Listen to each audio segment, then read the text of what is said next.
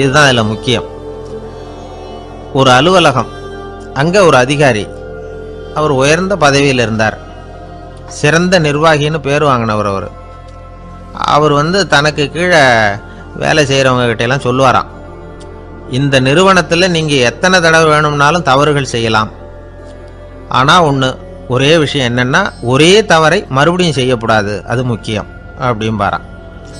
இதை மேம்போக்காக பார்த்தா அவர் ஏதோ தன்னுடைய ஊழியர்களை தவறு செய்ய தூண்டுறது மாதிரி தெரியும். ஆனால் உண்மை அப்படி இல்லை. இன்னைக்கு என்ன நடக்குது தெரியுமா? அநேகமாக எல்லா மனிதர்களுமே ஒரே தவறை தான் மறுபடியும் செய்கிறாங்க. விளையாட்டு வீரர்கள் ஒரே மாதிரியான தவறுகளை திரும்ப திரும்ப செய்கிறது உண்டு.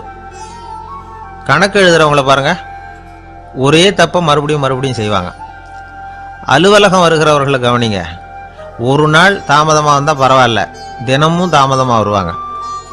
இது மாதிரி செய்த தவறையே திரும்ப திரும்ப செய்யறதுக்கு என்ன காரணம் அப்படின்னா, சோம்பல், ஞாபக மறதி, கவனக்குறைவு, தன்னுடைய திறமை பேரில் அளவுக்கு மீறிய நம்பிக்கை, இப்படி இதில் ஏதாவது ஒரு காரணமாக இருக்கலாம் அப்படிங்கிறாங்க இது பற்றி ஆய்வு செய்கிற வல்லுநர்கள். ஒரு தடவை செஞ்ச தவிர மறுபடியும் செய்யறதில்லைன்னு முடிவு செஞ்சுக்கிட்டு அதை செயல்படுத்த கற்றுக்கணும்.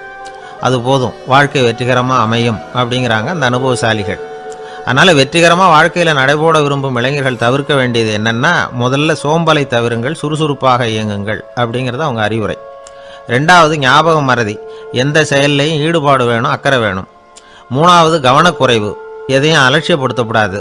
நாலாவது என்னால் முடியாதது எதுவுமே கிடையாது அப்படிங்கிற அளவுக்கு மீறிய நம்பிக்கை, அது ஆபத்தில் கொண்டு போய் விட்டுரும்.